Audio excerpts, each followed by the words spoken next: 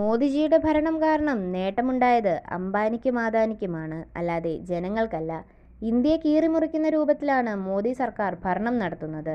അതിൽ ലാഭം കണ്ടെത്തുന്നത് അംബാനിയും അദാനിയുമാണ്. അംബാനിയും അദാനിയുമാണ് ഇന്ന് ഇന്ത്യ ഭരിക്കുന്നത്. എങ്കിൽ എന്തിനാണ് നരേന്ദ്രമോദി ഈ പാർലമെന്റിൽ വന്നിരിക്കുന്നത്?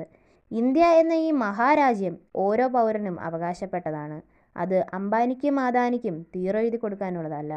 മോദിജിയുടെ ഭരണം കാരണം നേട്ടമുണ്ടായത് അംബാനിക്കും അദാനിക്കുമാണ്, അല്ലാതെ സാധാരണ ജനങ്ങൾക്ക് അല്ല എന്ന വിമർശനം പല ഭാഗത്തുനിന്നും ഉയരുന്നുണ്ട്. രാജ്യത്തിൻ്റെ സാമ്പത്തിക വളർച്ചയുടെ പേരിൽ വലിയ കോർപ്പറേറ്റ് ഗ്രൂപ്പുകൾക്ക് കൂടുതൽ അവസരങ്ങൾ ലഭിക്കുമ്പോൾ സാധാരണ ജനങ്ങളുടെ ജീവിതത്തിൽ അതിൻ്റെ യാഥാർത്ഥ്യമാറ്റം എത്രത്തോളം എത്തുന്നു എന്നത് ചോദ്യം ചെയ്യപ്പെടുന്ന ഒരു കാര്യമാണ്. ഇന്ത്യയെ കീറിമുറിക്കുന്ന രൂപത്തിലാണ് ഇപ്പോഴത്തെ ഭരണകൂടം മുന്നോട്ടു പോകുന്നത് എന്ന് പറയുന്നവരുമുണ്ട്.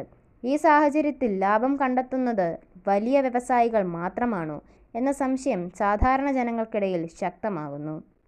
അംബാനിയും അദാനിയുമാണ് ഇന്ത്യ ഭരിക്കുന്നത് എന്ന രീതിയിൽ ഒരു ധാരണ ഉണ്ടാവുന്നുവെങ്കിൽ ജനാധിപത്യത്തിൻ്റെ അടിസ്ഥാന ആശയത്തോടാണ് അത് നേരിട്ട് വിരോധിക്കുന്നത്. നരേന്ദ്രമോദി പോലുള്ള നേതാക്കൾ പാർലമെന്റിൽ എത്തുന്നത് ജനങ്ങളുടെ പ്രതിനിധികളായി അവരുടെ പ്രശ്നങ്ങൾ പരിഹരിക്കാൻ വേണ്ടിയാണ്. ഭരണത്തിൻ്റെ ലക്ഷ്യം ഏതാനും വ്യക്തികളുടേതോ കമ്പനികളുടേതോ വളർച്ച മാത്രമാകാൻ പാടില്ല.